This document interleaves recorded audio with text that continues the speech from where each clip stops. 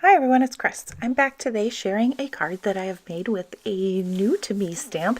This is Winter Girl from Unity Stamp Company, and I am just going to make a quick little winter friendship card.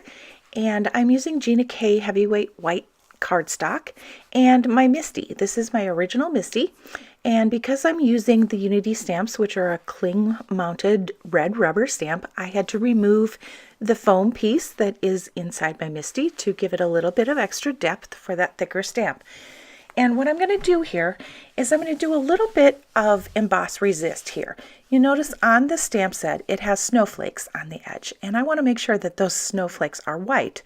So I'm using this Versamark ink cube, which is just the cutest little thing, and I'm just inking the edges. This is the snowflake and some of the little heart detail that is on the edge of the girl image, and then I'm going to heat emboss that with clear Gina K embossing powder. Now you're not going to be able to see it because it is clear, but it just gives a little tiny bit of sheen, and that is going to protect those snowflakes when I do some ink blending. Now I'm going to go back to my MISTI and I'm going to stamp the rest of the girl. I want to do some no line coloring, so I'm going to be using Memento inks that are compatible with my Copic markers. And what I'm going to do is I am going to do a little selective inking too. I want to color her hair first, and I'm using Toffee Crunch, which is the Memento color. And it is just kind of a light brown color for the hair. And then for the rest of the girl, I'm going to be using Summer Sky ink, which is a pale blue, and it will disappear under my coloring very easily. Now, you'll see me use my finger here. I'm going to just kind of clean off areas of the hair where I don't want to get the blue ink, because then I'll kind of get a really muddy look to that color. So I'm just inking that up, and I will stamp the rest of the girl. And it's going to be kind of hard to see because Summer Sky is a very light blue, and that's exactly what I want, because then it will disappear underneath my coloring. I'm just going to ink up a little bit on the edges of her jacket and on her boots just to make sure that I see the detail there. Now I'm going to do a little bit of ink blending with this too. So I want to make a mask for this girl. So I'm using my 3M Post-it tape. This is a 2-inch tape, and I just cut a strip and I covered up the girl, and I'm going to stamp exactly in that same spot. Now I'll peel off that tape and I'm going to cut out a mask just with my scissors. And all I want is the girl. So I'm just cutting off all of the trim, even some of the wispy hair that is on the edge, just cutting right along the line. And once I have that mask cut out, I'm going to just place it right over my stamped image. And then I want to take a foam blender and make a little background. I've cut a frame. This is a piece of glossy paper. It's not something that I typically use. It's just kind of a gloss coat paper, but it works great for ink blending. And I just took that scrap of the 3M tape from cutting out the girl and protected the edge, because I don't want that sharp edge of that gloss coat paper to rip up my foam blender. I also cut a piece of tape and tore the edge just so I'd have a rough outline of like a snowbank that she's standing in front of. Now I have used Gina K Blue Denim ink and my foam blender, and I'm just very lightly bringing in some color to that background and just kind of working some color in, slowly building it up. I don't want it very dark because I want this to be kind of a sky color. Now I'm going to peel off my snowbank mask and use a paper towel. I'm going to clean off those snowflakes. You see how they are actually white now. And I've peeled off my frame, and I decided that I need a little bit of color. So I'm going to put that frame back on, and without re-inking my foam blender, I'm going to just pull a little more of the color very lightly through that snow, just so I have a little bit of definition on my white card base. And that is just enough color to make that show up. And now I'm going to peel off the 3M mask of the girl, and then I can do some coloring. Now I'm using Copic markers, and I've speeded this up. So I am going to start with her jeans. below her jacket. Here is, I am using the B90s. This is B91, and I'm just kind of coloring a quick base coat, and then I'm going to go to the B95 and give a little bit of shadow and outline just to the edge and right at the bottom of her jacket. And then I go back to the B93, and then I'll pull that color together and kind of blend that a little bit together. I go back and forth between the light and the dark often, and I'm going to do the same thing with the boots. Her boots are, I'm kind of making them a gray suede, so I'm using the warm grays.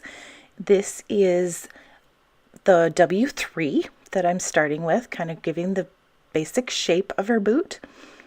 And as you layer more color on, it does darken, but I am going to move into the W5 and do the edges, mainly on the left side of the boots, just to give some shadow and just to pull a little bit of the color on the top shank of the boot. And then I'm going to go back to the 3 and blend those colors together. This is W3, and then I go to W7 right along the edge just to give that a little definition to that shape. Now, I am not getting too far in the weeds with any detail with this because I want this to be a very soft looking card, kind of hazy, as if she's actually out in the snow. So I'm not putting too much effort into details here. I'm moving on to the hair, and I'm starting with the Y21, then going to the 26 and Y28, just deepening that color, trying to get a little bit of shape and shadow through that. Then I bring in some E33 to warm that up again, and then a little bit of, just in the kind of the waves of her hair, I put. Now I'm moving on to this jacket. This is a very puffy down coat, and I want it to be to look like it is puffy and kind of shimmery. So I am very loosely coloring in. I started with R20, giving it a very simple base color of pink, and now I've gone to R24 and following along those seams of each of those puffy pockets of down, I am just dragging that color across, and I want to leave some of the highlight on the right side. I want some highlight of a light source coming from that right side. Now I have pulled in some R22 to kind of bridge that gap between the R20 and R24. And then again, I'll come back with R20 and fill in. And you can just get that hint of the shape of this jacket and each of those little down-filled seams. And you'll see I left quite a bit of white showing on the right side of the highlight. And I'm going with the same colors in her hat, starting with R24 on the left side and working to R22 and R20, and again through the mittens. The base color was the R20, adding the R24 for the heart on the one mitten, and then some shadow and deepening the color of the hand that is kind of behind the other with the R22.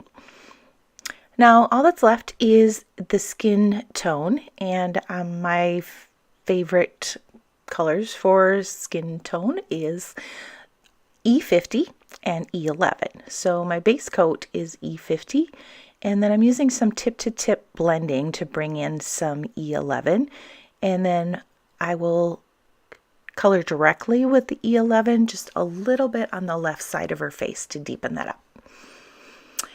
And then now I'm going to put some detail back into this, and I'm gone back to my MISTI.